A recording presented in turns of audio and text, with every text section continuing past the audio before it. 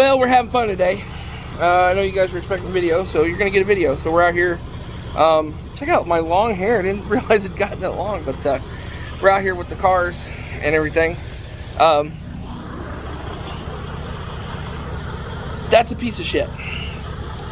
It's running, it's driving, it gets me everywhere. It's actually not a piece of shit. It's really good. So, see the pickup truck, the Cadillac back there. Lincoln's over there with the van, 95 van. But I booked a load going to Oregon. I was getting ready to leave, and I came in, hopped in the truck. Well, let me show you. So, let me show you what we're looking at. Oh, that is a check engine light, and my dash is horrible, because I haven't done anything to it in a couple of days. Let's do this real quick. Boom, boom.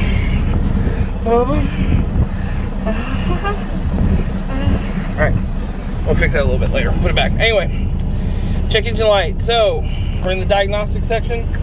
I'm going to diagnostic. They're going to take a look at it. Active 1, engine 1. SPN 2011 FM9. So, alright, so that is a diagnostic code for the ABS module.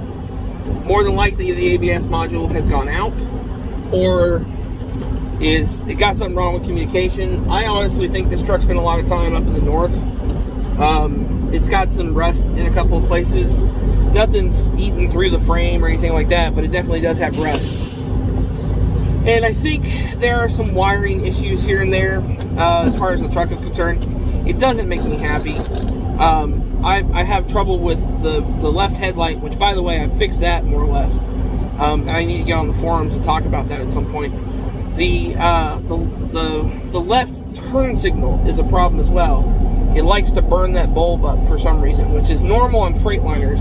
And I think the problem is the wiring is too small for the amount of electricity it's carrying, and so it's getting hot, which is in turn causing the socket that the light bulb is in to get hot.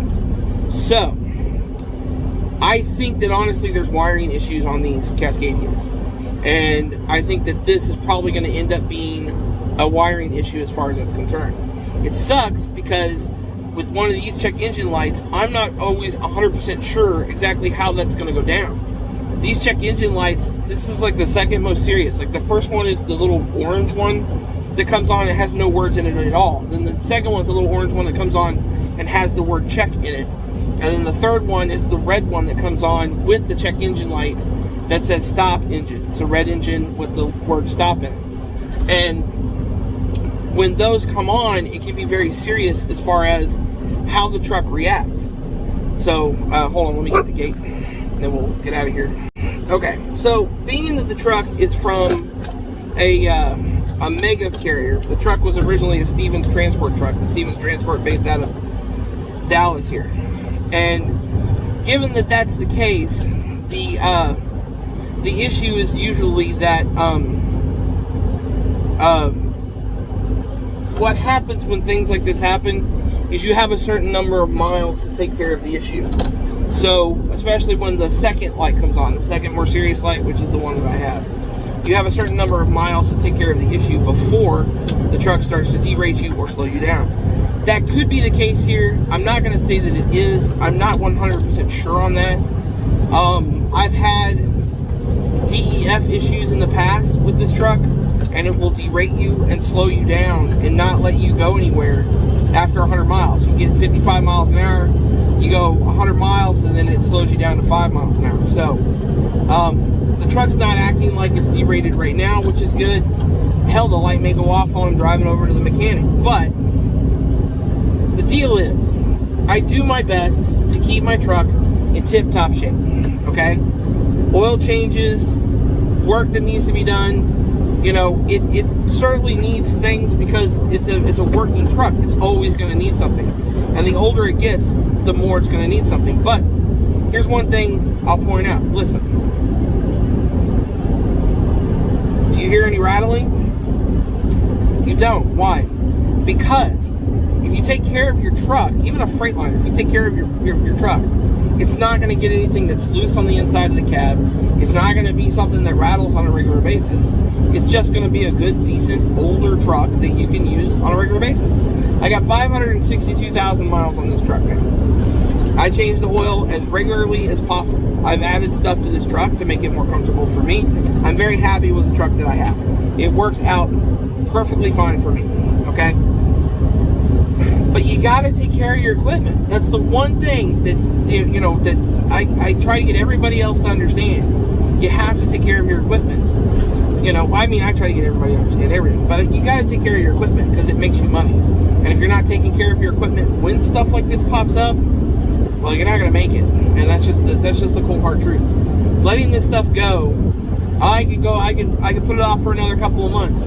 I could put it off for, you know, another couple of weeks or whatever. When this stuff pops up, you got to find a place, you got to get it fixed. I always advise trying to get home if you can, get home with the problem and getting it fixed at home because it does save you a lot of money. Like I have an apartment, I pay $925 a month for it. And, I mean, you hear stuff rattling now. We're hitting bumps, but actually, I don't know what that is. Anyway, you know, I have an apartment I pay $925 a month for. I don't need to be paying for a week's worth of, you know, hotel expenses while I'm out on the road. So if you have a problem and you're at home, get it fixed at home. If you have a problem, you know it's been a problem for a little while, try to get it home and get it fixed.